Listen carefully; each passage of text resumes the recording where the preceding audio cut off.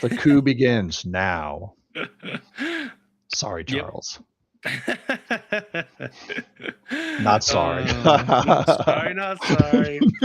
Oh, Charles. I hope he's having a great time, though, Oh yeah. because we're going to have a good time. Maybe at his expense. Never know. Uh-oh. Someone's at the door. Oh, I know. Oh, all right. Charles always gets after me if I don't include his voice, so I guess we'll Let's play do it. his intro today, I suppose.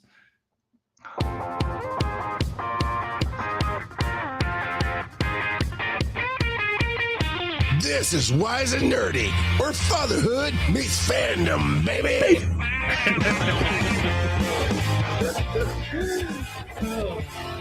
Oh. He enjoyed that way too much. Oh yeah.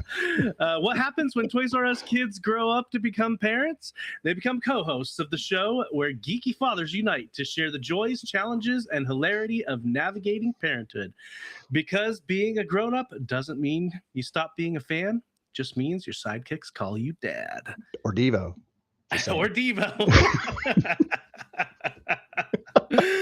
Oh man. Charles is in my town, but not on the show. So we've got Devocite here with us tonight, and it's gonna be a great time. Absolutely. So yeah, we've had some fun conversation beforehand, and if you want to get on that, head on over to patreon.com where you can get a sneak preview, or you can wait. I don't even know how long Charles has to wait. It's like 2, 3, maybe 4 weeks, and it goes live to everybody. But yeah, we have some fun conversations, and especially when Charles is here, they're not always family friendly at the pre and post show, but fun times are had all around anyway. Yes. Maybe not always not necessarily safe for work, but Yep, there's safe been for at the Patreon edition. Yes. Yep. There's been at least once where I've said, "Hey Charles, if you're not going to go edit that, you should probably mark this episode as explicit, simply because of the pre and post show." So, but yeah, fun times, fun times. But let's get on over to. Nope. That's the wrong button. Wrong button. We're not ending the show yet. Time for the question of the week. And the question of the week this week is, what is your favorite cult classic movie? Ooh. Yeah. And Charles, when I first announced this, he was like, "Oh, I know what I'm going to say." And well, now he's not here. My guess was he was going to say The Big Lebowski. And he said, while that was a good one, that isn't what he was going to say. So, yeah. But what's your favorite cult classic, Devo? Well, I'm kind of a fan of the B movies. My brother and I growing up, when we had HBO and they had these terrible B movies on there.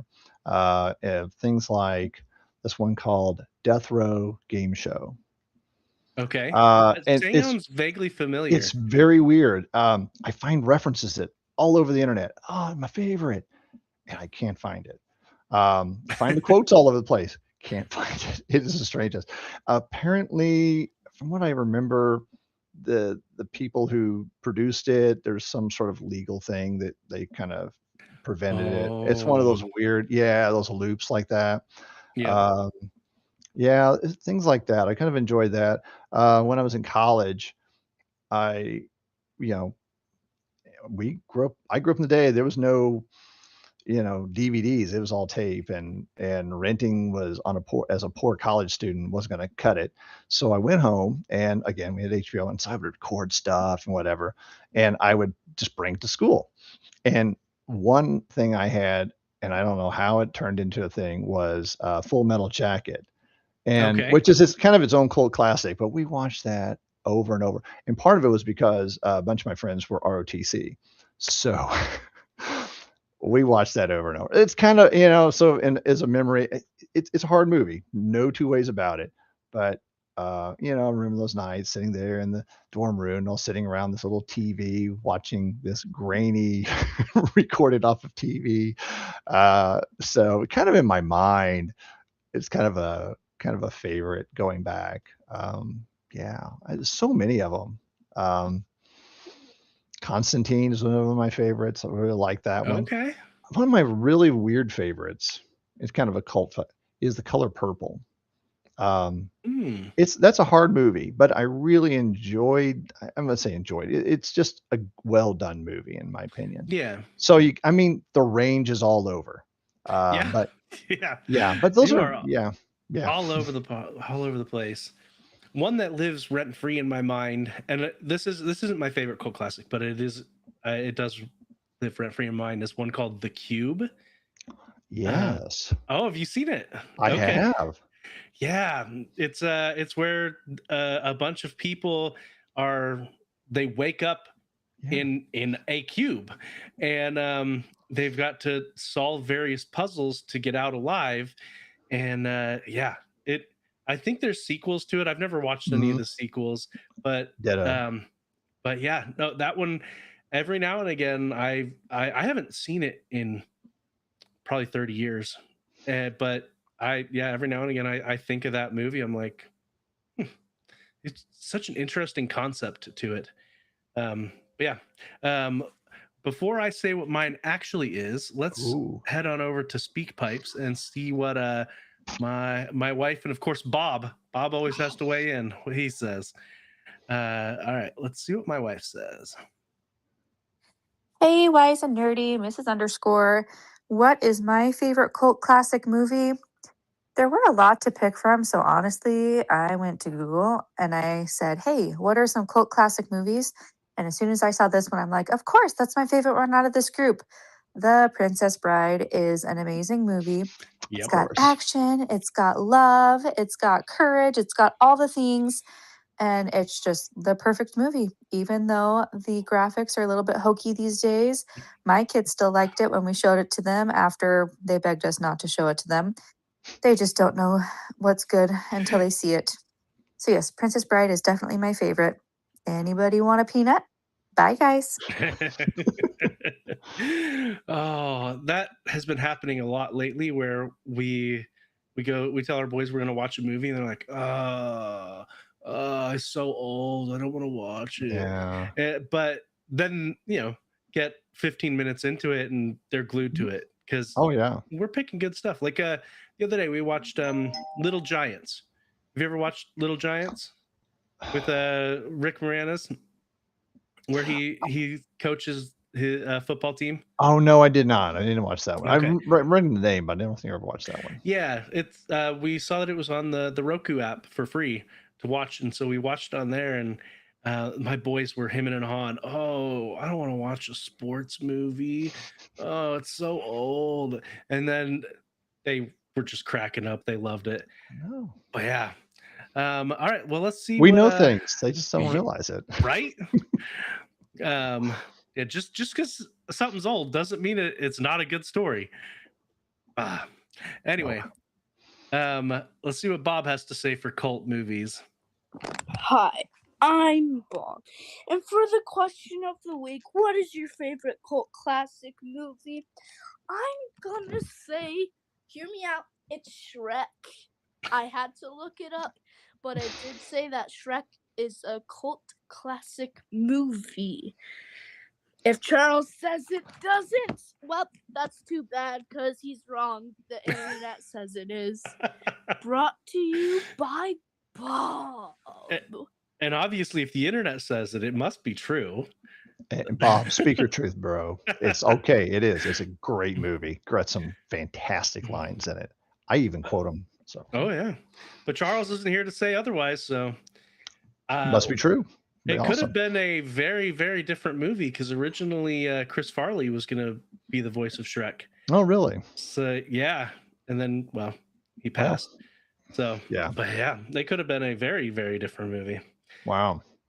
But at this point I couldn't even imagine anyone else being the voice of Shrek. It is. He's Shrek. Yep. For So what's me, yours, Joe? Gotta hear this one. yeah, my favorite cult classic is Big Trouble in Little China. Oh yeah, I actually have that movie on DVD, so I'm with you. Yeah, with Kurt Russell Yeah, and riding on the Pork Chop Express. That has such a good opening of him talking on the radio of the Pork Chop Express on a dark and stormy night. And oh man, it's just it doesn't take itself seriously, no, and it is hilarious, and it is awesome. It and he has no business being in the story like at all. Like like his contributions are rather negligible when you actually add it up. yeah, Almost like I've heard a few different times with Indiana Jones. If Indiana Jones wasn't in there, the outcome still would have been the same. So like, yeah, there's so good.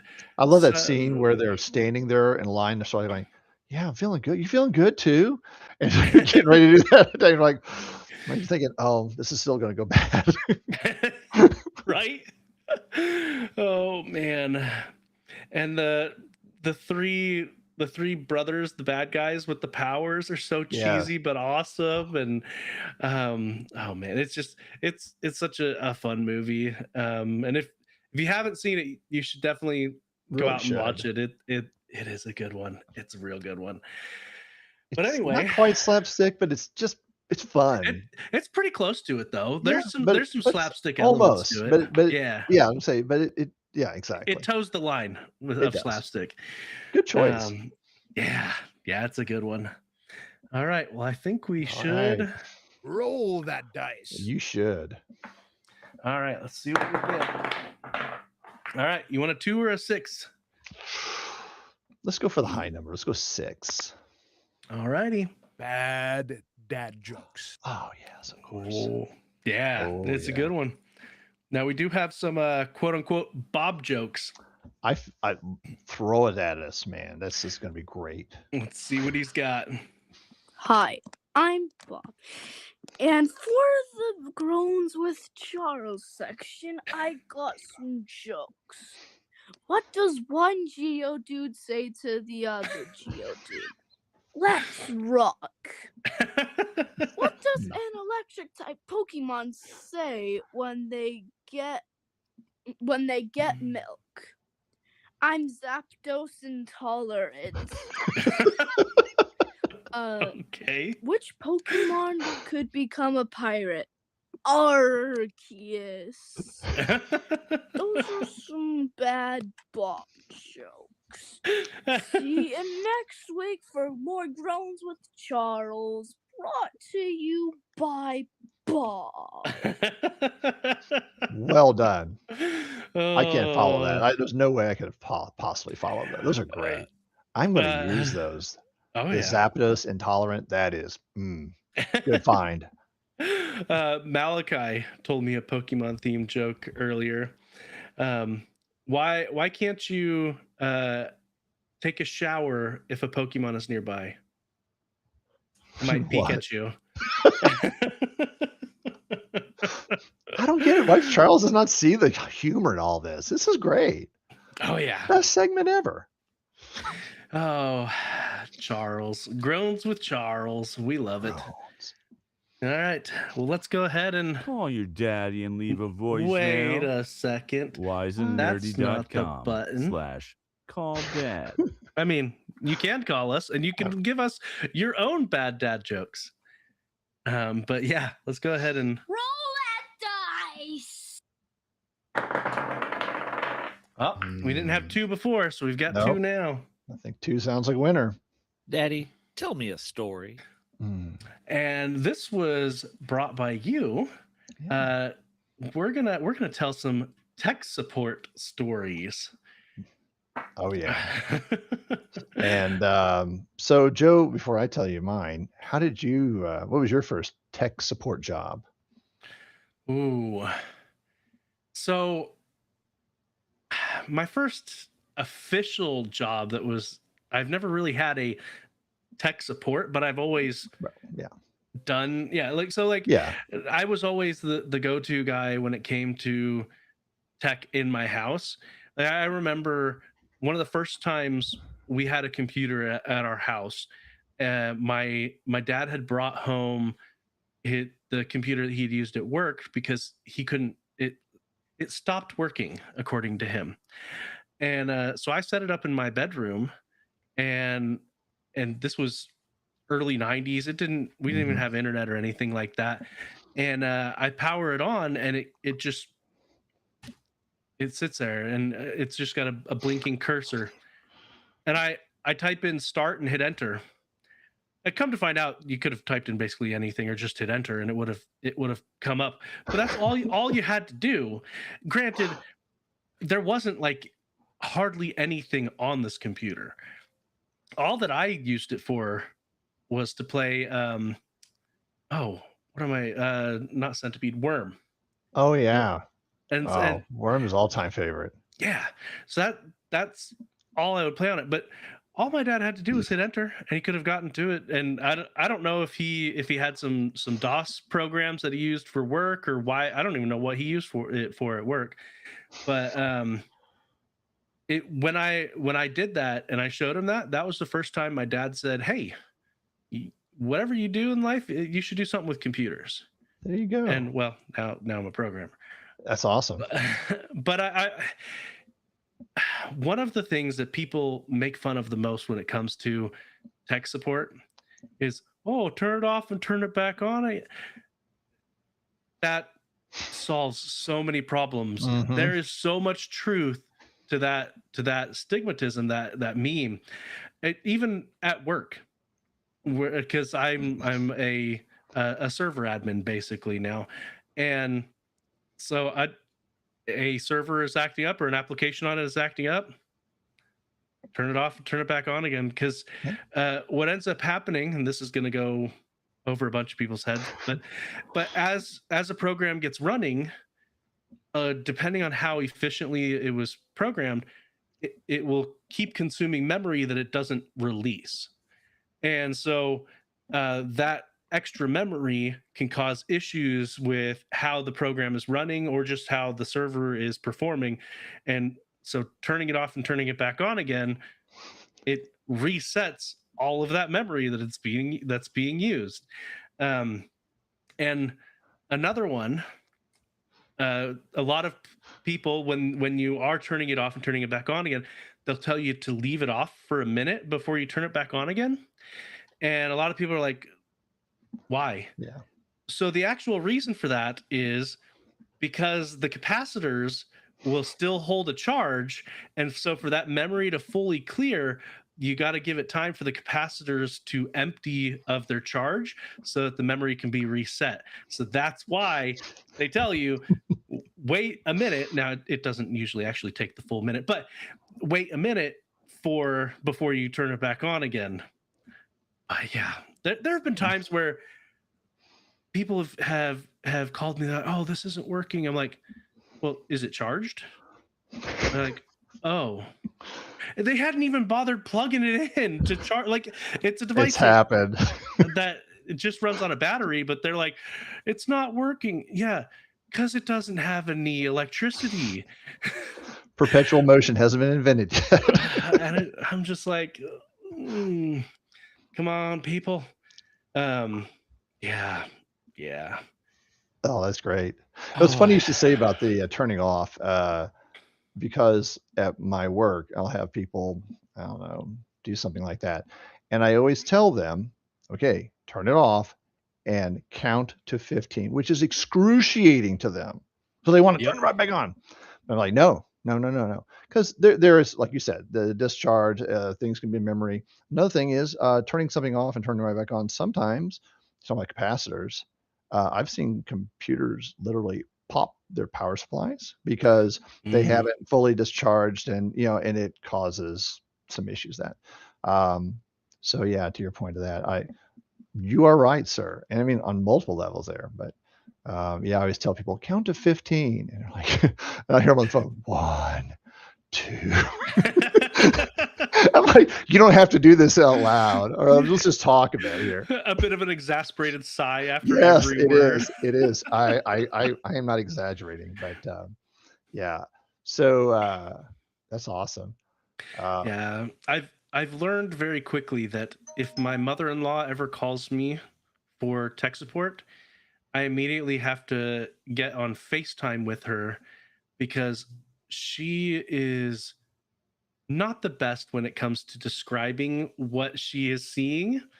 And so I find it a lot less frustrating for me when I can see what she's seeing rather than what she's telling me she's seeing, because those are two very different things a point the lot of phone times. to the yeah. Oh, Yeah, exactly. Oh man. that's great. Yeah. I I when we were early married, I actually spent a Christmas break writing a program for my in-laws. And they, as far as I know, they still use it to today, but it's just a simple, it's basically a spreadsheet, but it keeps track of all of their movies, Oh, because they all the time they would say, oh, I want to watch an action movie. What movies do we have? And so basically a database of their movies, and they can determine what categories to put stuff under: action, mystery, different things like that. And or I've heard them say like, "Oh, I want to watch a movie with this actor in it." So I made it so that it keeps track of they can put in the different actors. And then I put a notes section because sometimes they would be like, "Oh, when's the last time we watched this movie?" And I made it so that you could search on any of the different columns and whatnot. And so it's just like uh, they they've only very very early on did they have to call me for tech support on that. But yeah, so I ran through it with them, and they seem to have absolutely loved having their little spreadsheet program and whatnot. And yeah, they they tried to tell me I should sell it out. And I'm like, that most people would just keep it in an actual spreadsheet. But either that, or it'd have to be a lot more polished, because I literally wrote it over the course of a week maybe.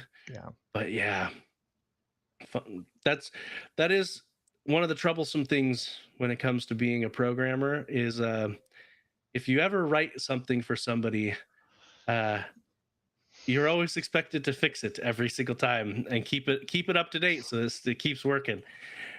So luckily with Yeah. that one, as far as I know, it's still working. I should ask them sometime if they still use it. I bet they do. Yeah, be careful who you tell you're a programmer to. Sometimes. Oh yeah, I know. Charles keeps coming to me with different pitches of stuff that I should program, I know. and a lot of times I'm sitting there thinking, I'm like, I've got a lot of stuff that I need to do, let alone your little projects. I'm my own worst Um, enemy on that. I mean, how many programs? I mean, I want to tell you about later, but we'll talk about well, and people see, oh, you're a computer guy, you can do anything with computers, whereas like the other day he messaged me, he's like, how much do you do with GUIs? um and I'm like, I'm mostly a back end program. Well, these days I'm not technically a programmer, although I do some programming every now and again, more scripting. But I'm like, even when I was a full-time programmer, most of my stuff was back-end stuff. And for those that are like, what's GUI? GUI is GUI, and it stands for graphical user interface. It's buttons. It's how you It's it's Windows. yeah, Yeah, pretty it's how the much. user interacts with stuff. Which is, I've done a little bit, mostly web-based stuff. But yeah. I Yeah. totally get it. Hmm. Yeah, as a matter of fact, I had some applications I wrote, I don't know, application, but things for me, tying things together, programs, and I use them all the time. People come ask me questions. I don't have to, throw the chicken bones on the ground and say, I don't know. I can actually look it up, and it pulls in from multiple different systems. But it was for me. Heck, I would Yep. edit the text file, run it. You've done this. Oh yeah. And we had a a guy who took over a position doing a stores clerk position, and he needed to look up, oh, it's something, it was like 100 different computers. And the software, native software we use for tracking that, it's excruciating. It's like, it could be 30 seconds before when you enter it, it gives you a result. Mine gives it right away, and it'll pull you information from all these other systems. And I was like, all right, Jaden, I'm doing you a favor, and it's actually for me too, because it really be better. And I wrote a GUI around my back-end system, just like you. So I totally get it. And I get it, man. You and I. Yep. It's Well, interesting. It's interesting and being back-end programmer and trying to move to the front and support people, though. yeah, well, and what people don't understand is taking something that is personal use and trying to make it something that's ready for commercial use is very, very different. It is an order of magnitude more difficult, because you have to then take into account all of the ways people will use it incorrectly. Exactly. And 100%. yeah, you even when you think you've accounted for all the ways that they can use it incorrectly, people will surprise you with how wrong they can be. I And never so thought of doing that.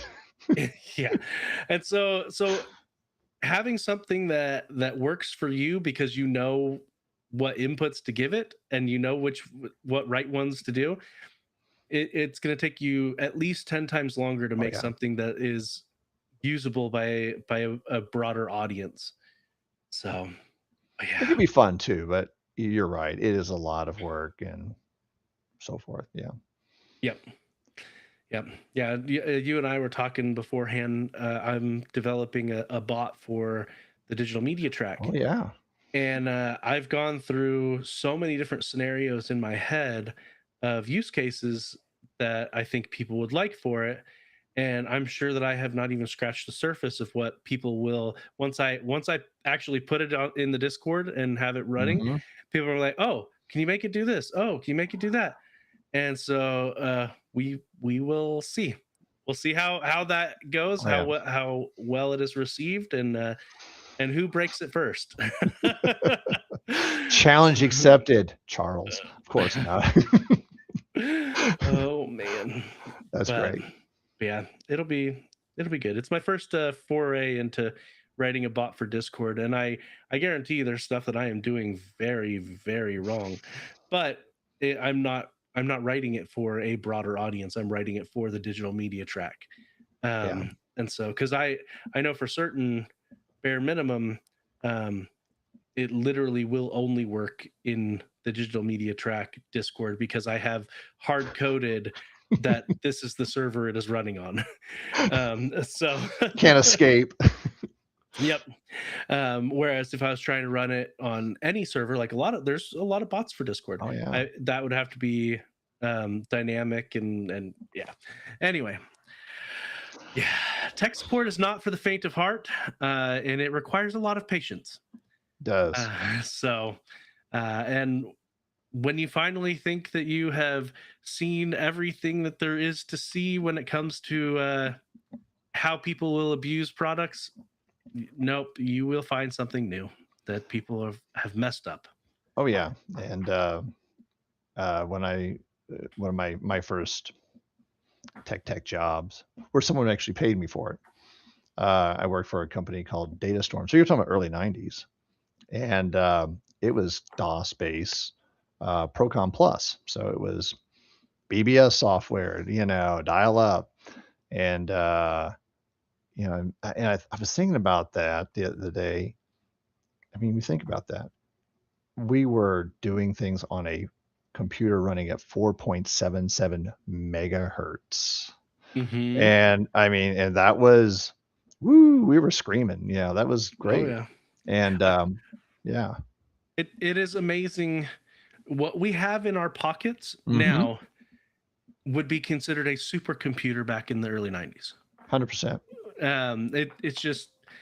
It's amazing to see how much technology has progressed in the past 30 years.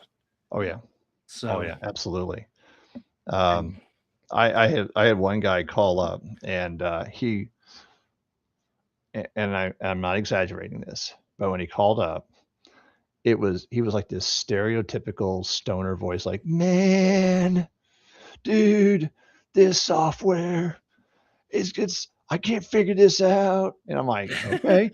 And oh, by the way, I don't know if anyone who's ever done tech support or phone support, you get this voice, and you're like, "Oh, well, absolutely, sir. Well, happy to take care of that for you." You know what I'm talking about. Yep. And I'm going through it with him, and he's like, "And this when I do this, and it doesn't open that," and he's like kind of talking with it, and so he's going along, and I walk him through it all, and you were talking about that was one of the things that job helped me learn how to visualize. Because you have to just spend your brain. It's like the mind palace, man. You've got to like Yep. put yourself inside of someone else and ask them 20 questions, and it helps that you know the product, so you're looking right up in the corner. What do you see there, and all that stuff. Anyway, so I walked this whole thing through with him, and I fixed his problem. And I said, "Hey, by the way, sir, you at the very beginning, you had said something about how you didn't like how, I don't know, it was like an address book or something didn't pop up. Well, I did this, and that problem will go away." And he's like, "Man, I get someone who's helpful, and they're too helpful." And he hung up on me. And I'm like, "What? How did that happen?" You're too helpful. Oh man. Oh my gosh.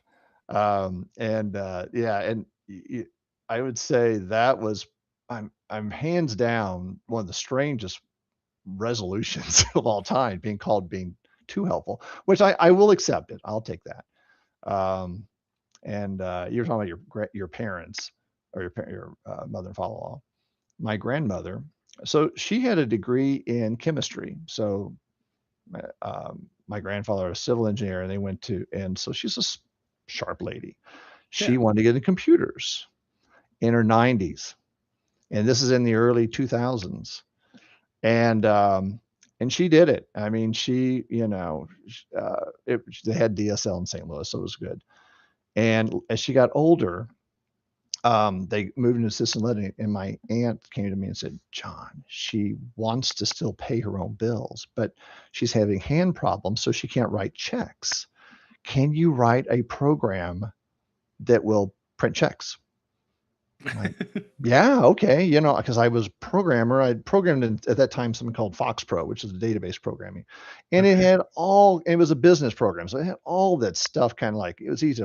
So I wrote it up. She gave me a couple of samples. I loaded them in there.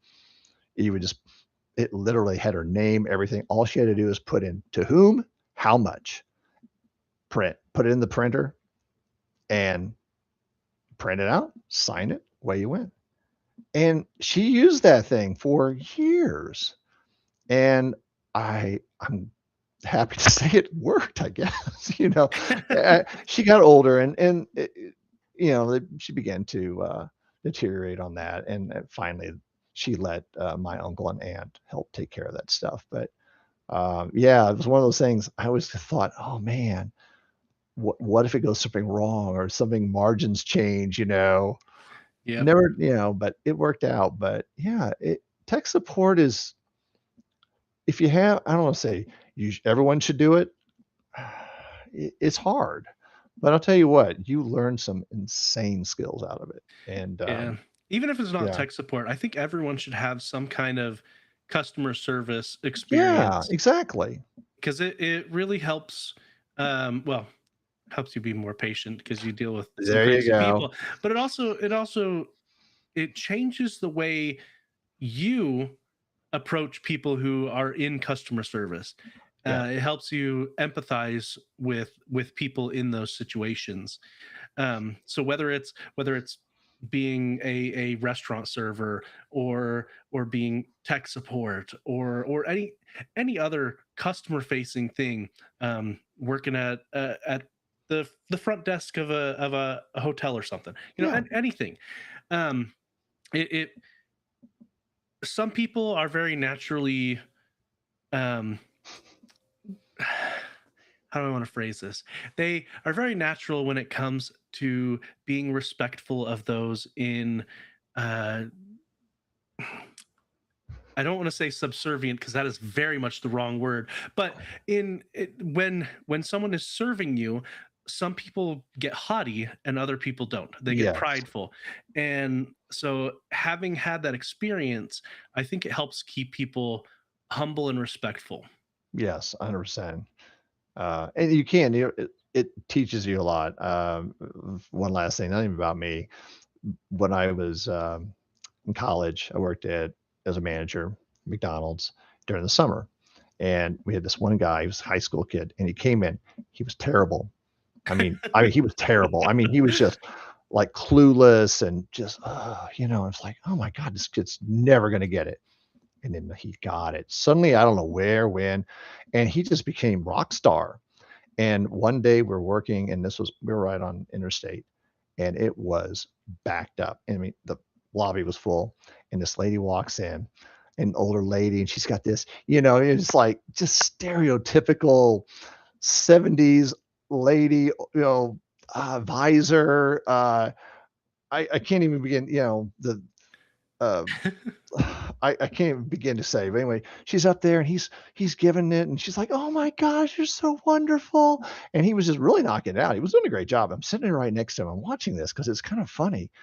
And she's like, "Oh my God!" And she leans over, like, give him a kiss on the cheek, and he goes, "Here, fill out our survey." He put it right there between it, and I'm like, "Oh man." And he got done, and I was like, "Well done, man. That was smooth." He's like, "I think she was going for a kiss me." I'm like, "I think she was." He was like, "No." Anyway, but it did. I mean, I could see the change in him even. And I think even, made me a better person, I think, long term. Yeah. Yeah. Yep. Yeah. Everyone should have a position like that at some point. Agreed. 100%.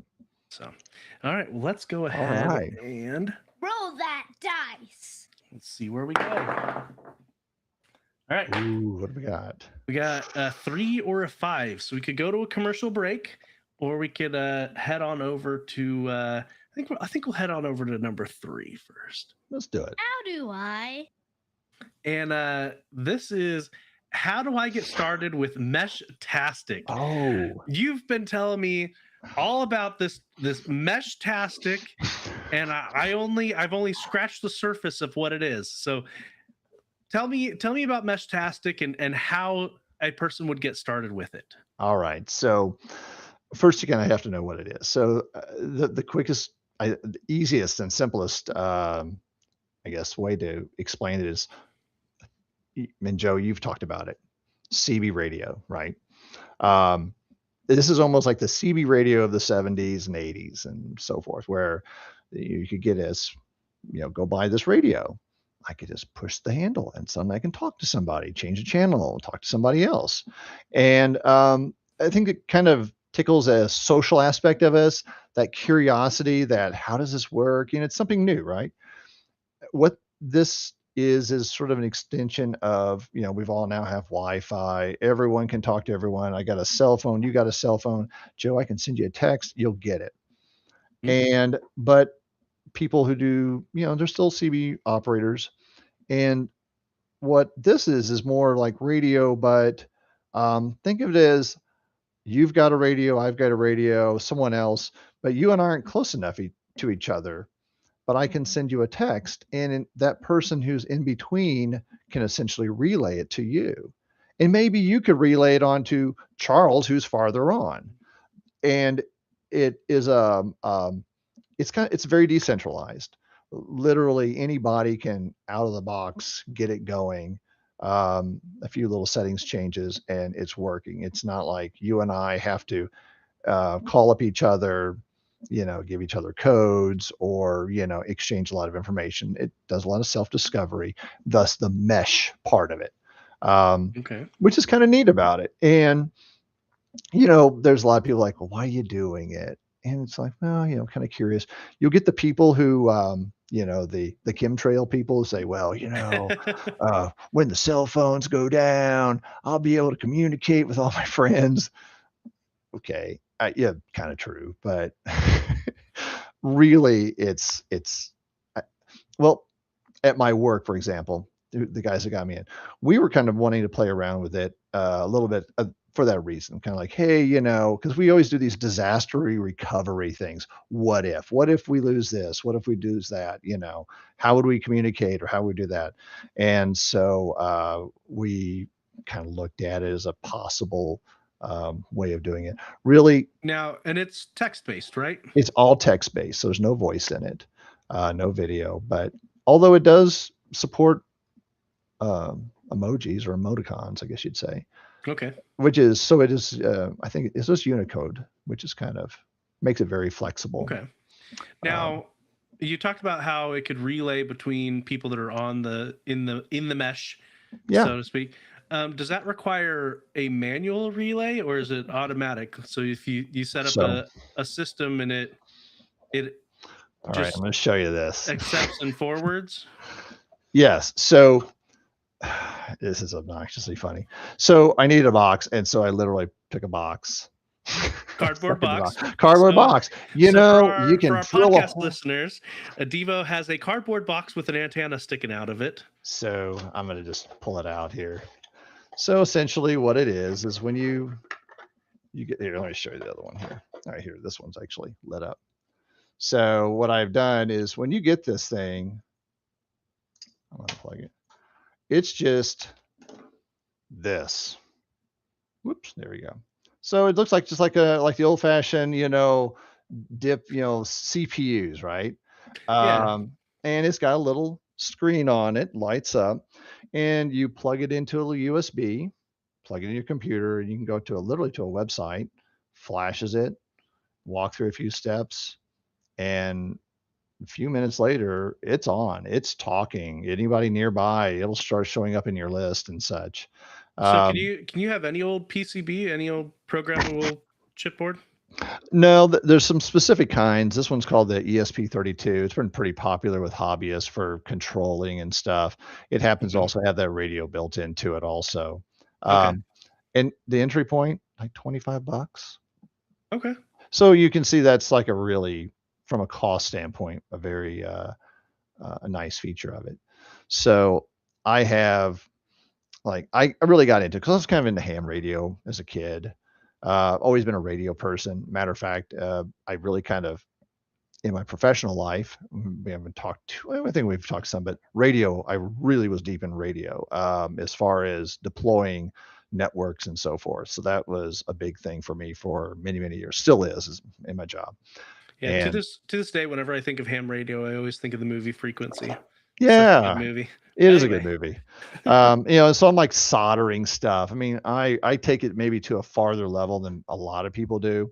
A lot of people just buy it, some 3D print it, put it on, walk around. Okay. And the nice thing is, you see it's really small. So there's not a keyboard. So a lot of this is all Bluetooth, and then you have an app on your phone. Now people say, well, you have to Okay. have a phone. Well, yes. You have to have something to program it. There are some people Or out there that configure. have actual keypads, like looks like an old BlackBerry. Seriously, I mean, yeah. But it's myself. So, like for example, about from my house to my work is about like 15 kilometers. So about like about 10 miles ish, roughly, maybe a little bit more. And I happen to live at a really high point in my area. And so I can actually hit the downtown several miles Oh. away. It's got some serious range Yeah, I was depending gonna on where say. you I are. was wondering what the range on these are. Yeah, I So mean, you can be pretty substantial depending on your antenna and your location and height yeah. and what's between you. But it's at a frequency called, so we're all familiar with 2.4, gigahertz and Yeah. 5. This is at 900 megahertz, so it's sub microwave, and it's what's I used to work with it a long time ago with other technologies. It's really pretty popular, and it's called near line of sight. So you can it gets a little further than regular Yeah. radio waves. So is this an unregulated frequency then? Yeah, there's a bunch. Well, 2.4. The ones we use for our Wi-Fi are what's called a ISL, so industrial scientific. No, it's a ISM, sorry, industrial scientific medical, and these are banned in the United States. Now, if you go to like Europe, I think it's 800 and something. It's a little different, but same technology. Yeah. And it's really big. There's a group here, drove in, had breakfast with them all, and you're all figuring out how to, make it more robust and such. So it's not, just simply a bunch of people just sitting around, um, you know, like the old that's not ham radio, the old CB days, just yakking. There's sort of there's a challenge to it, right? Making things happen that nobody else is doing. And I think that's kind of where it comes from. I mean, it's like the challenge is us, right? We go into Dragon Con and we're like, okay, how do we make this room work? And then we see the result and it's like, oh, this is exciting. I love this. We put things together and we make things happen. I think it's kind of the same kind of challenge. But yeah, it's just got a low entry point, and it's just kind of something fun to do, kind of wrap your head around. So Okay. yeah, I might have to send you one, Joe, and you go. So, what do mesh-tastic people call themselves? Because if you don't have a name for it, I've got a thought. I don't know. I've never. Come on, Joe, lay it on me. I gotta know. I would like to pitch mesh enthusiasts. Ooh, oh, nice, mesh enthusiasts. I think that's a good one. It's not too cheesy either. Yeah, just a combination of mesh-tastic and enthusiasts. Mesh enthusiasts. Mesh enthusiasts. I like that. Mesh enthusiasts. I'm gonna keep that one in mind. I'm gonna pass along to some of the guys and go, hey. That might make for a good podcast name. Funny you should say that there, Joe. Yeah, I think that's might be something in the future here. So anyway, I kind of enjoy it. I mean, I've got I've got boxes that are to turn into something. I've got this is the big dog. That's a big antenna. Yeah, it isn't even the biggest one. I just bought one and I thought it was like that's like the size of your forearm. Yeah, it's almost not quite 2 foot. It's a cubit. Yes, it is. I bought one. It's something like it's almost like about a meter and a half long. It's a really big one for high gain. So, and it's got a good deal on it. Like, hey, put it in my house. So it's like anything. It's kind of a you got to be a little careful because you can get really good deals, and you know how good deals are. They kind of add up. Oh yeah. So I'm trying to manage myself. But there's a lot of guys out there doing this. And like I said, I really just kind of enjoying the challenge of it, just kind of seeing what can happen because there's so many variables in it. And yeah, it's kind of a fun thing to do. Really popular though in Europe too. So okay. Yeah. Random kid. Did Joe just say cubit? Cubit. What's a cubit? He did. Cubit is it's a biblical term. Yeah. It's used to measure out the ark. The ark was 300 cubits, I think. So 300 antennas. Yeah, like a cubit, if I remember correctly, is roughly the measurement from your elbow to your wrist, or to the tip of your finger, something like You're that. right. Yeah. You're right. Yeah, that's pretty close. I'm gonna throw that out. Nice, man. Good info, Joe. So thanks for having me on. Getting all kinds of stuff from you there. My family was actually talking about cubits about a week and a half ago because on our Facebook feed came up in the memories we had gone to in Kentucky. They have place called the Ark Encounter, where Yes. they've made a replica of what their vision of what Noah's Ark would have looked like. And so we were talking to the boys because they're like, "Oh, how big is that?"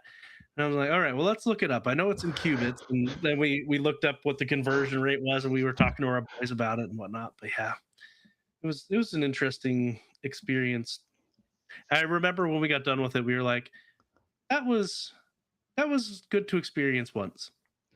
Yeah, I've met some people that really loved it, and other people are the same way, like, it's a good one-time experience. It would be better if they incorporated a zoo with it and had some actual animals. Right? So, because they had like, I think they had one llama in it, and that was What? like it. But it would How about some goats? Come Noah's on. Ark Nothing and animals, a right? zoo. But yeah, Hey, so goats are the best, man. I mean, any petting zoo should have a goat just because you can feed them anything. They're friendly. You never know what's gonna happen. that's right. Oh, give the kids helmets and let them headbutt the goat. Oh my You know, gosh. something. Oh, yeah. One of the, Dragon Con, I've given her name is she's a podcaster, and she's with the, Tech Daily. She's at, university at Alabama, and, um, our good friend, um, one of our good friends, in one of the Discord said, "Hey, she's over here," and I'm like, "What?" Counting goats butting each other's heads, because she's doing research on head trauma. So I thought that was really funny. Okay. Yeah. So with going back to our original topic of Meshtastic here, Anyway, sorry. and Goats. talking about Dragon Con, I Yeah, wonder if there will be any panels about Meshtastic at Dragon I Con, don't because know. there is a wide variety of topics discussed at Dragon Con. There is a science track. There is.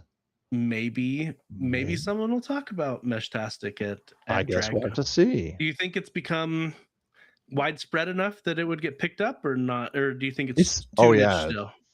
it's really big. It's so much so that it's kind of funny. I mean, like I said, 900 megahertz technology's been around a long time. They use it for locks and keys, like remote security systems use it because it can go through walls pretty well. And suddenly the antennas and parts that I remember like, yeah, you just go out there, they're out. People are just I'm at the point where I'm thinking I'm gonna start building my own sector antennas and stuff, which sounds like a good time to me. I don't know, that's just me. But I mean, really, seriously, it's kind of getting pretty popular. I don't know. I see just a lot of movement in it right now, and I think I don't know if it's it's like anything, right?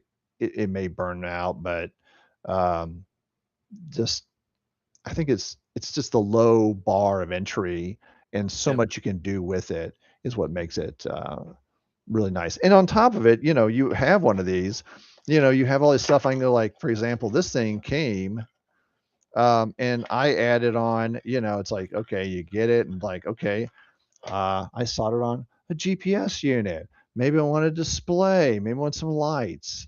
You can do all kinds of stuff because this is actually a little controller. You tie things into pins and tie and control things. So that's, I think, Mhm. part of the reason it's so popular is it's very flexible and very hobby friendly oriented. Yeah.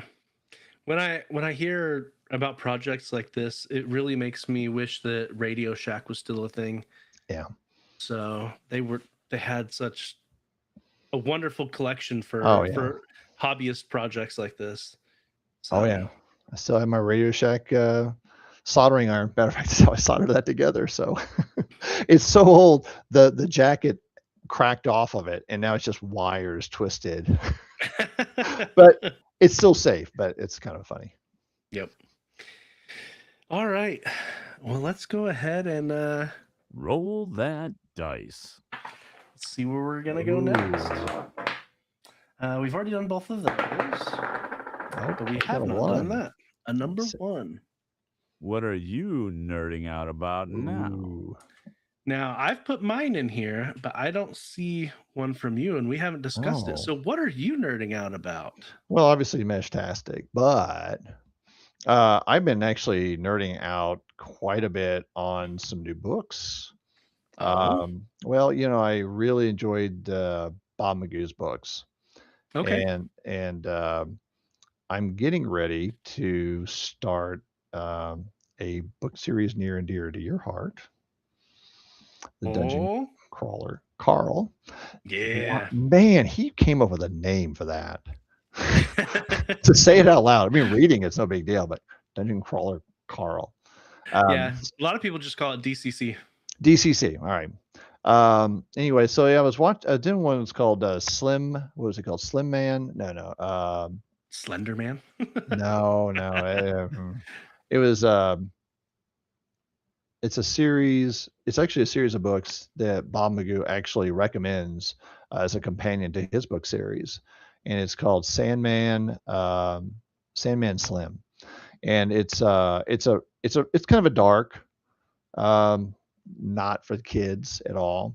And my friend, who I told you about, who I recommended the DCC stuff, Yeah. he said, when I gave him one of Bob's books, he said, "Hey, you might check this out." And I've been really kind of enjoying it. It's kind of oriented of a this guy, and it's the world of magic, and his friends of magic actually end up, who he thinks are his friends, send him to hell. So he's like the first living being in hell. So he's a bit of a novelty, but he spends time. Okay. He ends up gaining abilities and skills, and he comes back to the real world to get revenge. And Sounds a little bit like Spawn. kind of, it is. It has some parallels to Spawn. Um, when you say that. By the way, that's a good movie. By the way, another cult classic. Just Yep. saying. Okay. And and he kind of goes on. So you kind of get this whole. He doesn't want to be redeemed. He doesn't want redemption, but he just can't help but be, redeemed, excuse me, in his actions, but he doesn't really want to acknowledge it. And Reluctant redemption. it is absolutely. And he just kind of goes through this whole thing, and you know, he's way more nice guy than he wants to be, based on of what's happened to him. But it's a pretty good series. It not quite as funny as Bob's stuff. Have you read any of Bob's stuff? Uh, I've only read not any of his fictional stuff. I've got next to me his book on being a creative. Oh yeah.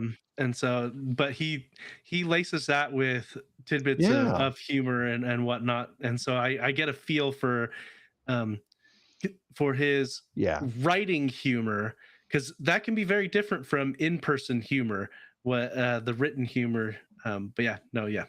So I can see why he would say that book series is a good companion to his book series. But no, I'm very excited to start reading the Dungeon Crawler Carl series, and I feel like I'm getting back into reading. I just, you know, I kind of feel like I got out of it. I really Yep. enjoyed reading. It was my TV of the mind for years, and I, I coworker, we were talking about books and TV, and how reading, like for example, Lord of the Rings. When I read the Lord of the Rings, well, at first I watched it and said, I gotta read these, and I read them, and then saw the next one, and I'm like, no, they're missing things, the typical stuff Yep. people go through. But in my mind, I was envisioning things, but it was kind of nice. Also, the movies kind of help provide some context there too. But it was always a good thing to have that imagination and this mental image of this world. Um, and I've always enjoyed that. Yeah, I struggle to find time to sit down and actually read. And so I've been lately gravitating a lot more towards audiobooks. Yes. And I've been using the Libby app a lot. And for those that are unfamiliar, I've talked about it on the podcast before, but the Libby app, you can synchronize it with your library card, and you can check out books or audiobooks on your phone through the Libby app, use it with the connection to your library. And I haven't done it yet, but you can also, there's certain larger libraries where even if you don't live in the state, you can still pay to get a library card from them, and then you can sync that with the Libby app, and presumably they would have a much larger selection as well. The trouble though comes in with there's quite a few authors who have an exclusivity deal with Amazon, and so their audiobooks, especially, you can't get through the Libby app because Audible has that locked down. And so Dungeon Crawler Carl is one of them that he has an exclusivity deal, as far as I know, with Amazon. So all of his stuff is available on Audible and whatnot. Right. And actually, if you're a Kindle person, his books are on Kindle, and they're relatively cheap, a few bucks a piece, I think, to get the books on Kindle. Well, when I was coming back from DragonCon driving, I have Spotify, and I went ahead and was like, you have talked about audiobooks. I'm like, I need something different. And so I started, and speaking of Brian Sanderson, he has, Brandon Sanderson? Brandon Sanderson. I said Brian. Brandon Sanderson. He has a series called Mistborn. Oh, yeah. Yeah. And I started that. I actually listened to the first one and on audiobook, and I really enjoyed that. That was really good. And so, yeah, I kind of got a taste for his kind of how he goes along a little bit. That's a little bit more dry, I think it sounds like, than Dungeon Crawler card DCC. Oh, yeah. Yeah. Oh, yeah. But it's still very well, I will say, written. I mean, I listened to it. He did a good job with it. Let's just say I would recommend Mistborn to my in-laws, but I would not recommend Dungeon Crawler Carl to my in-laws. Actually, fair enough. I say that they're the ones that actually recommended Mistborn to me initially. Oh, yeah, really? Yeah. So yeah, Mistborn's good. And if you didn't know, Brandon Sanderson has signed a deal with Apple to make Mistborn a movie on Apple TV. Really? Yeah. Interesting. So yeah, it's a good book series, and especially if people are wanting to get into Brandon Sanderson, Mistborn is a very good jumping off point, because those books are relatively small for him. His later stuff, like the Stormlight Archive, those books are huge. Really? Huge. So I think Mistborn's audiobook is less than 20 hours. Yeah. But it was manageable. That's why I picked it, really. I was like, oh, hey, this will get me through, and then I can finish it. But yeah. But the latest Stormlight Archive book on audiobook is like 58 hours. Yeah. No, they keep getting bigger. So, well, he gets more successful. He has more time to write, I guess. Hey, works out well. So he I don't know how he pumps out as much as he pumps out, but he pumps out so many books. Yeah. Yeah, good for him. Yeah, Mistborn is fun. And what I like about Brandon Sanderson's series is he always has his magic is well explained. Yes. He does a good job of letting you understand to a certain degree the limitations of his magic. And so you're not going to ever be like, oh, what? Huh? That came out of nowhere. Like, right. Not in a big way. What will trip you up is, oh, I didn't think about using it like that. Creative way. And so he especially loves writing characters that use their abilities in a creative way to solve problems.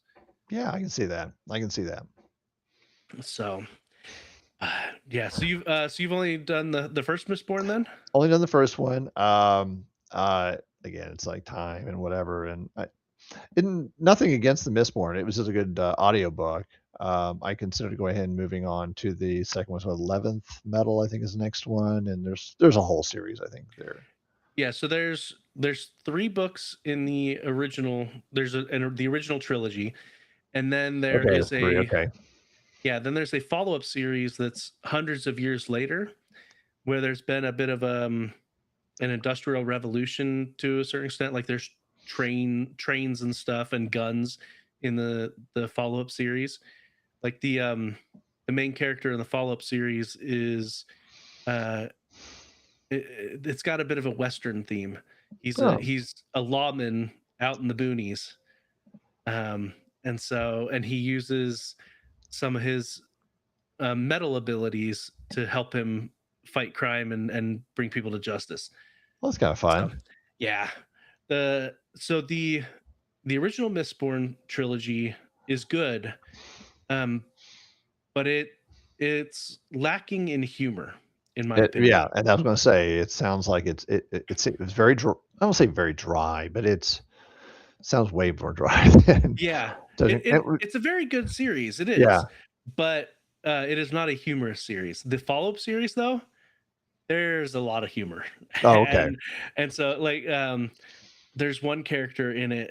It's kind of the main guy's sidekick, deputy, sort of, but um he is a master of disguise, and he doesn't take anything seriously. And so, and he's a bit of a kleptomaniac as well.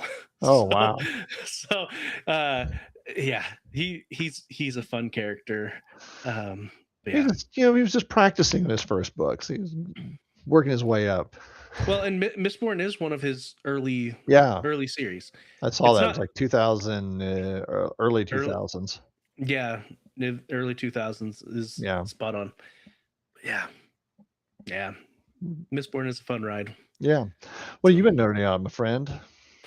I have been nerding out about an anime, Ooh. shocker, called Jack of All Trades, Party of None. Now, I love that. I love that.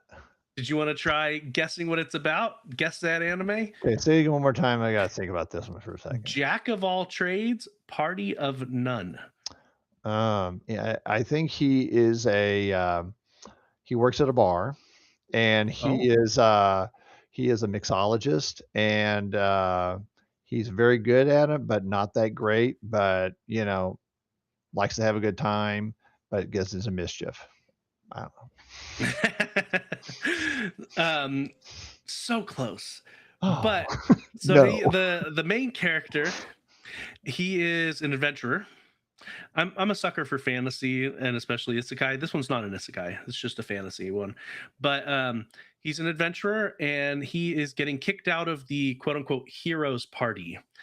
And he's getting kicked out because he's an enchanter for them, but they tell him his enchantments aren't powerful enough. They need someone better to delve deeper into the dungeons. They had kind of sort of had a temporary alliance with another guild, and they saw their enchanter, and she was just amazing and super powerful. And they're like, okay, well, we've gone as far as we can go with you. You're done. And he takes that very personally, because he never wanted to be an enchanter. They kind of forced him to be an enchanter. He always wanted to be a swordsman.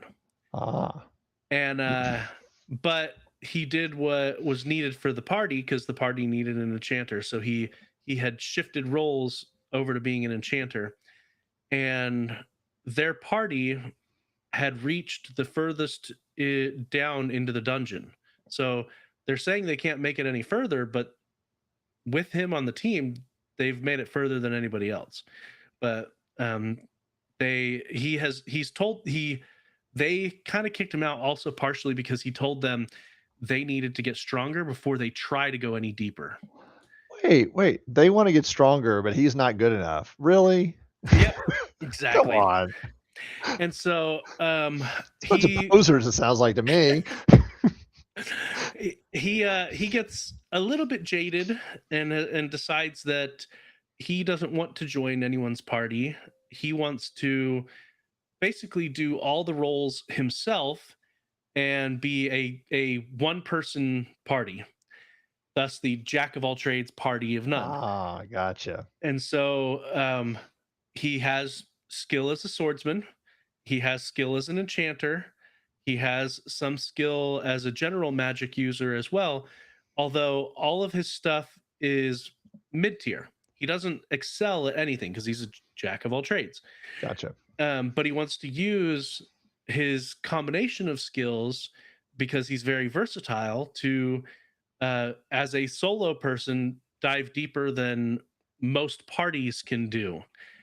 Um, and he ends up kind of sort of it, it he doesn't end up partyless for very long. Like, he's not technically part of a party, but when people find out that he's no longer part of the heroes party, they're like, oh, hey, you want to join us for this training expedition, train some of our newbies, because he was part of Yeah. the renowned heroes party, he knows so much.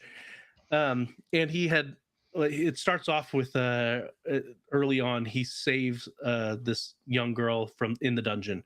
Her her party members had run away from her, and he sees the party members running away, and they're talking about how they had ditched her to get away. And so he goes back and saves her and whatnot. And um it's only about halfway through the season so far, and they're throwing some twists that I did not expect here in the middle of the season. um and it will be curious to see where it goes from here, because it's implying that um someone sealed part of his powers away, and when they did that, his personality changed. And Hmm. so um That's a sounds like a really major plot twist. yeah, well, and because it just got done with with so a lot of animes, they split them up into what they call cores, Yeah. COUR.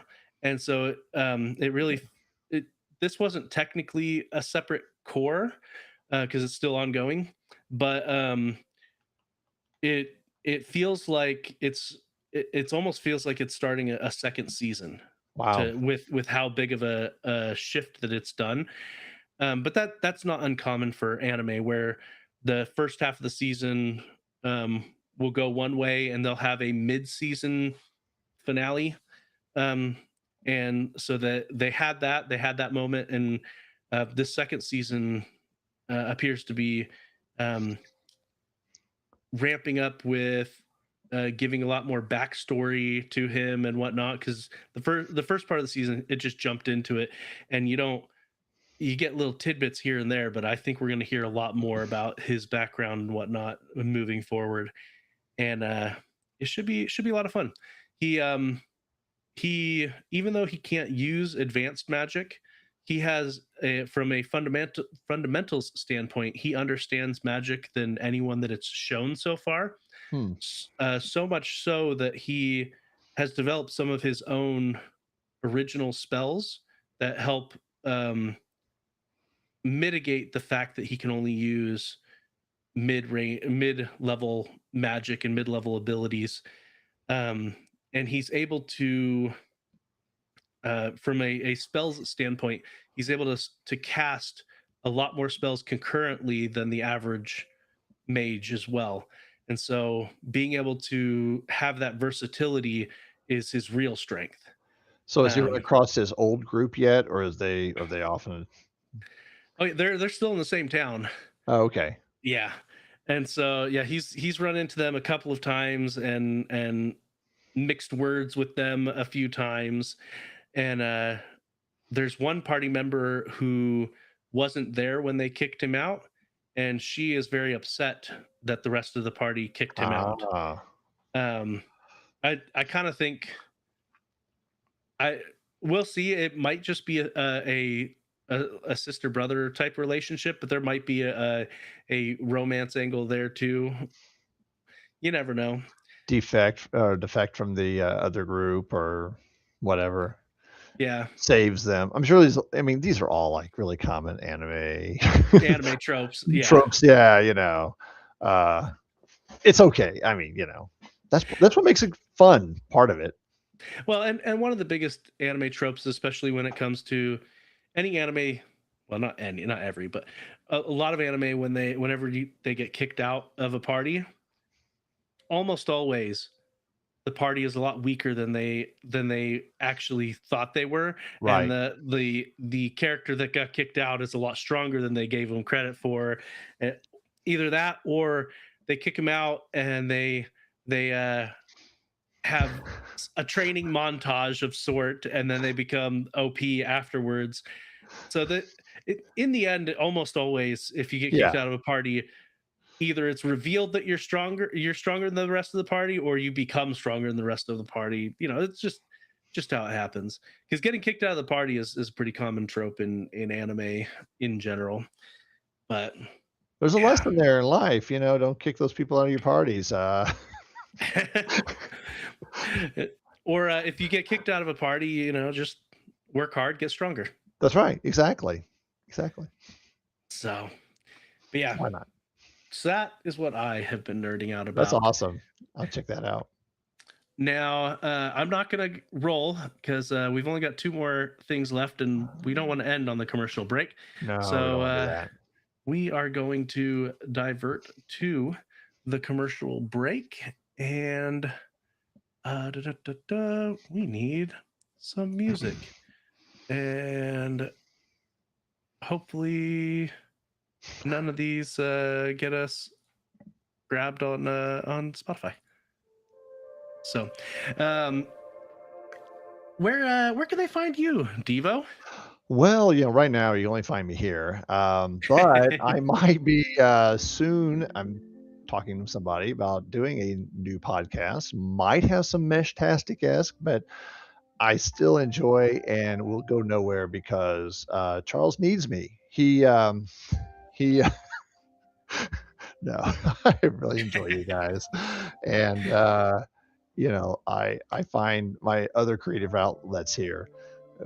Meshtastic's a whole different beast, but I really, for now, you'll find me here in the Discord. You'll find me in the leaving some messages here and there, but you know, I guess you just can't get rid of me. Fine.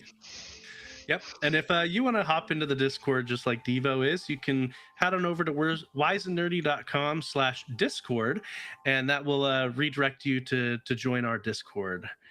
Um, Speaking of short links, Yeah. you can head to patreon.com/wise_n_nerdy, or go to wiseandnerdy.com/allowance, which will redirect you to the Patreon, where you can support us, toss us a buck or two, and then Charles can get his coffee so that We don't want to be cranky. Don't the want to question cranky. is he more tolerable to others, or is he more tolerant Mm. of others after he's had his coffee? I don't know. I mean, part of it is venting, right? Yep. It's a venti. That's right.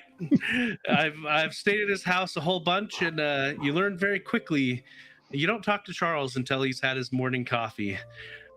He pretty much ignores everybody until he's had his morning coffee. So, What if I want to leave a message there, Joe? You can head on over to wisenerdy.com/calldad to leave a message, just like my wife and son did, and Devo does quite often. Maybe one of these days, Random Kid will even leave us a message. I'm waiting. I'm holding out for it, man. Join the club here. Yep.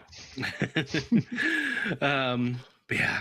And then of course you can always all of the different links are available at the link tree, linktr.ee/wise_n_nerdy.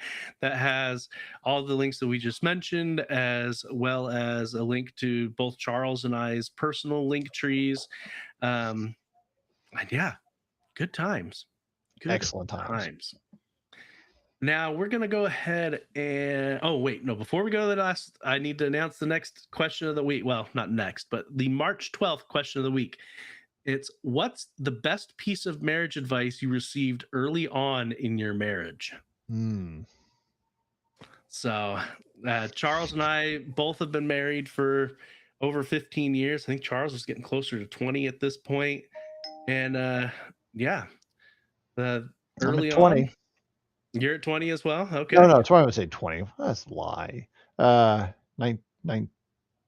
No, it is 20 years. Yeah, yeah. Sorry, my son's 19. Yeah, we better be. I mean, not have to, but Yep. yes. So, yeah.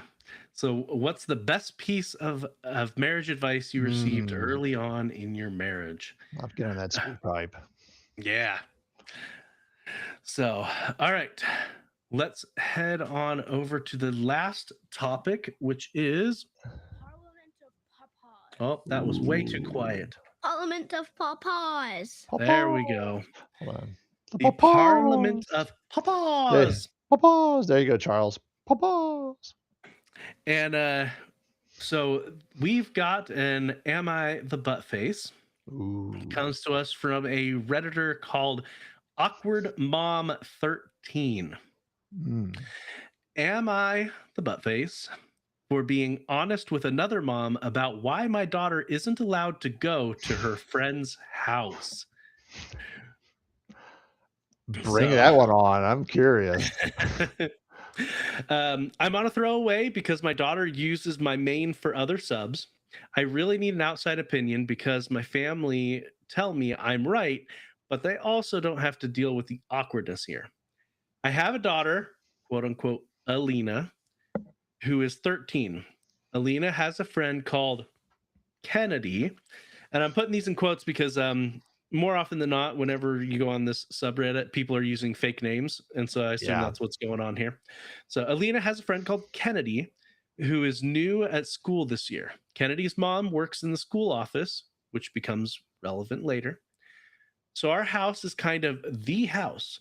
Elena doesn't have a big group of friends, but as long as the kids can get their own snacks and not make noise, anyone's welcome.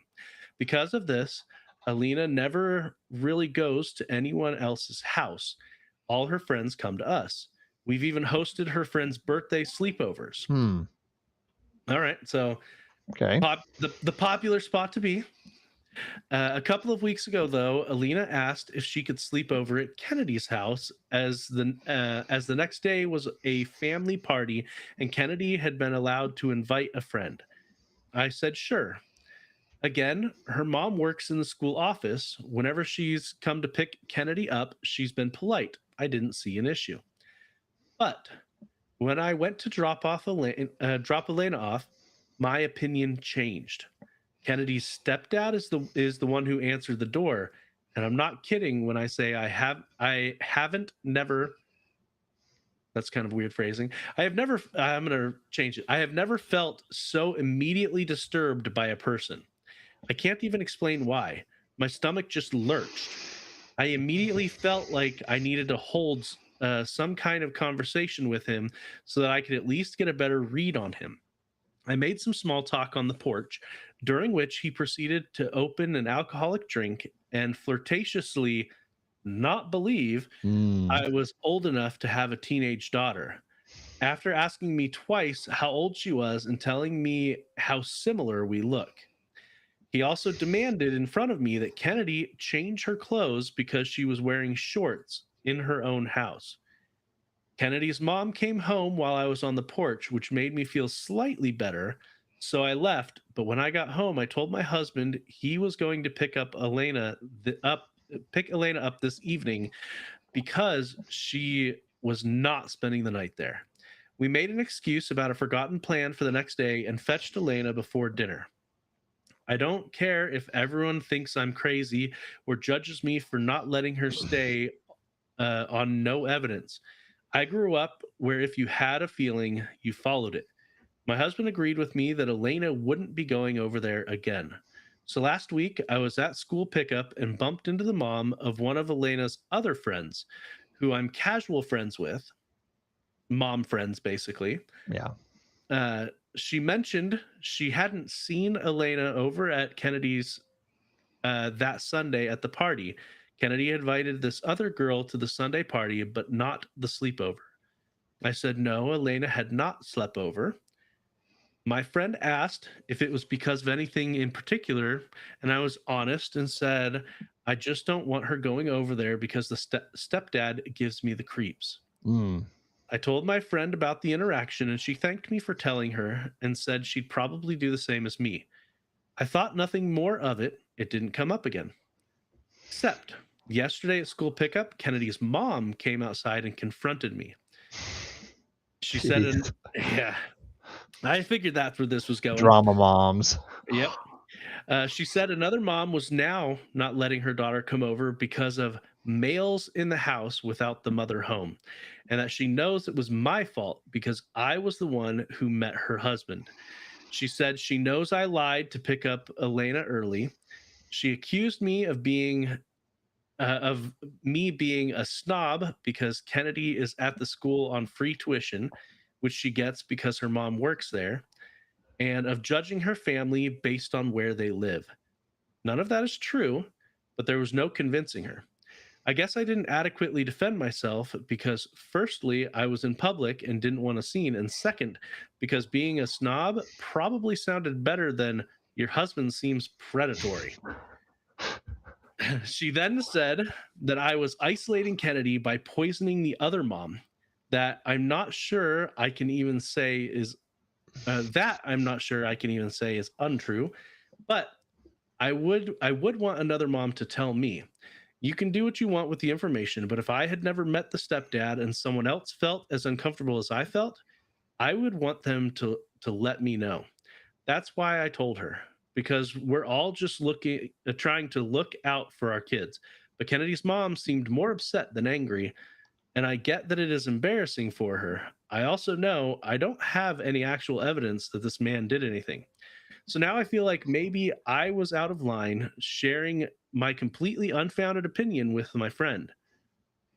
Am I the butt face? Do I owe the whole family an apology? Ooh, Oh that's a tough man. one. My wife says this about all the time about mom intuition. Mm-hmm. That, when she has mom intuition, she listens to it because not necessarily it's always right, but more often than not, it is right, or their, justification for it. And, that behavior by itself it's just icky, come on, Oh yeah. really? Flirting with the mom at the door. I mean, Yeah. I give it, this is all hearsay, but typically not probably gonna be wrong on that. I would say, I mean, I got a daughter. I mean, I know you got 3 boys, and it's kinda like we can kinda different comparison, but regardless, when you're even boys, are they gonna be safe? Um, is this, are they gonna see stuff that you don't want them to see?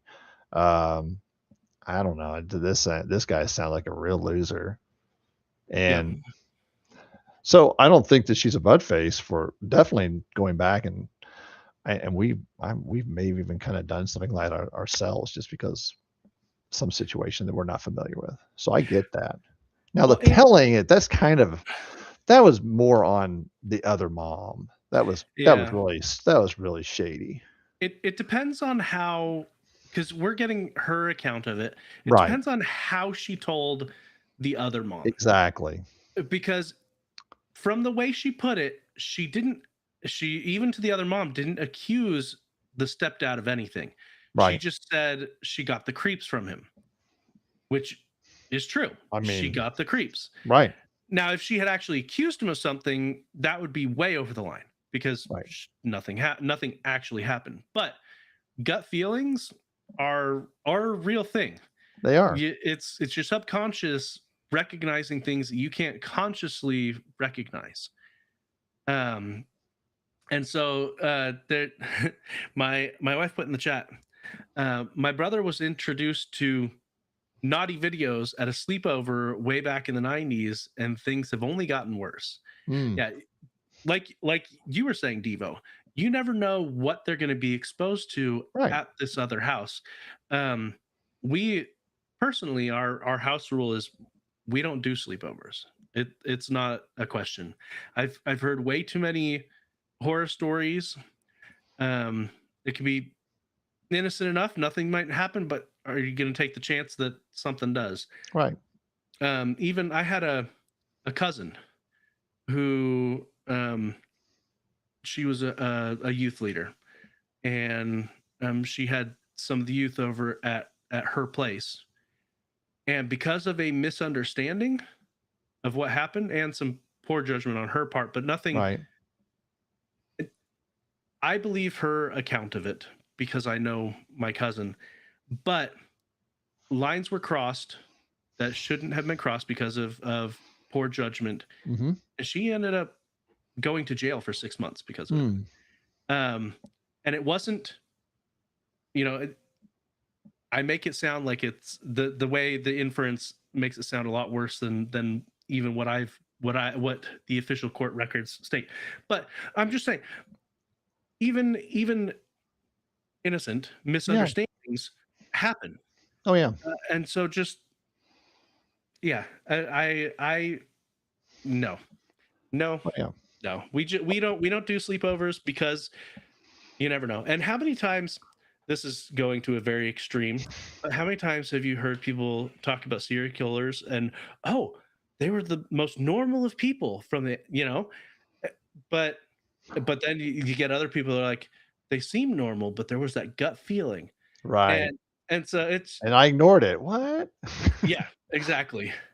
And so yeah, we don't do sleep, we don't let our kids do sleepovers, and we don't let, for the most part, I think we've done it once because we had friends that they needed a babysitter, really is what it was. It wasn't necessarily because of the sleepover. Right. But we've had kids stay over at our place once. In general, we don't we don't like doing that either because, well, we don't want to be responsible for other people's kids either. I totally understand. So I don't think she's being the butt face in this scenario. I don't know. Um and and And it, she, it like you said, she didn't even really expand uh, with this other mother her full feelings. I mean, it yeah, was very, very surface level, just her feelings. But I agree. Yeah, and like you said, sleepovers. It's such a tough thing. Heck, our son didn't do a lot of sleepovers, and he did. These were people we knew, like we knew. Or my daughter, my wife has a rule. I need to know who she is. They have to come to my house. I mean, my wife will you're vetted. So who's I mean, she'll go into it, which is good. Yeah, but yeah, I'm 100% with you. I don't feel like she's a butt face, and it's your job to keep your kids safe, right? yep. Even if you suspect. Oh yeah. Yeah. Growing up, there was really only one friend where I was allowed to stay over at their house. And we were so close, we were basically family. Like Mhm. he was basically my cousin at Yeah, that point. Because our families went way back. And other than that, my parents didn't really let me stay at anybody's house other than his house. yeah, Um, and so yeah, it's just, I'd rather be safe than sorry, yeah. because there's a ton of, I assume, moms in the comments Oh, who are all saying, um, let's see the top comment. I'd rather be seen as an isolating snob than let my child get uh, whatever. Right. whatever. Yeah, Yeah, by a creep, have interactions with yeah. a creep, especially if you even if you even think there's a Oh, minute chance that something inappropriate could happen. You gotta protect your babies. and youth groups these days, I mean, doesn't matter, church, private, public, whatever it be, it's such a big deal. Some of the churches do also have safe sanctuary. I'm sure that the Mormon Church has very similar programs. Yep. Boy Scouts, you've got youth leadership or it's kind of a youth training for Yep. that same thing, identifying too deep leadership, all that. You have to be really Oh yeah. mindful of it.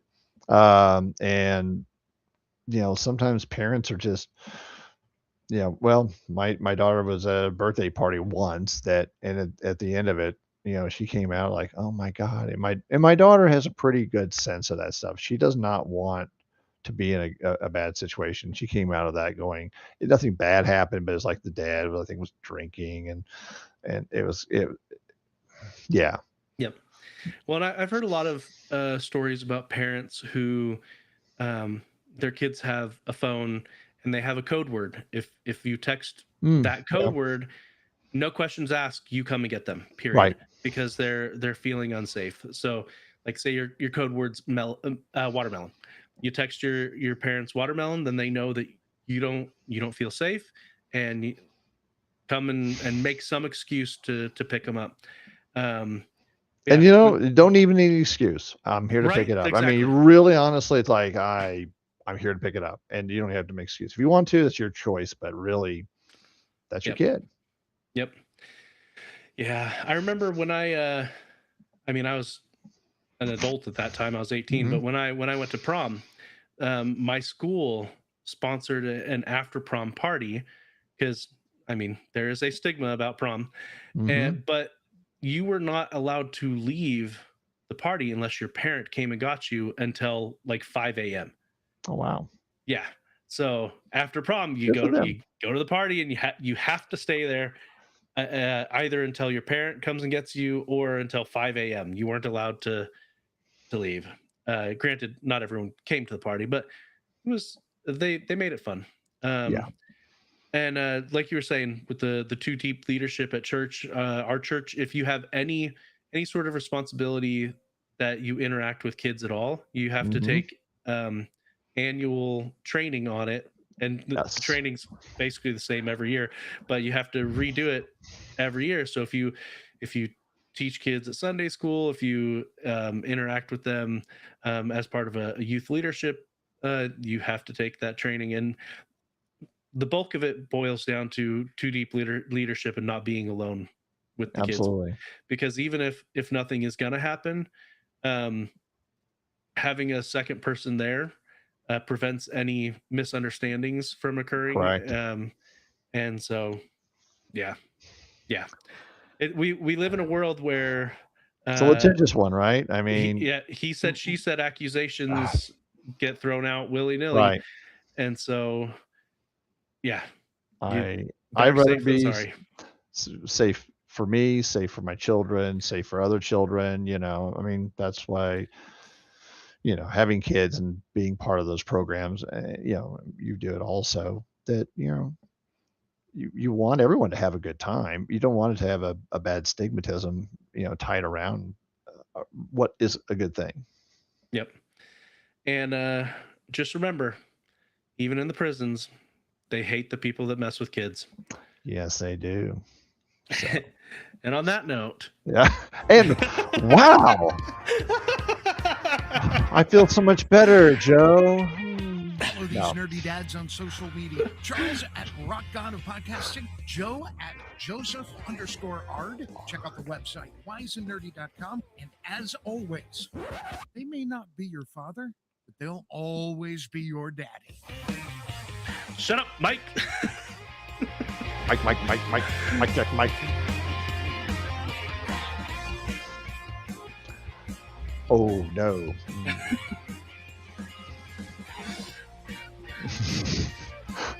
Eyes up.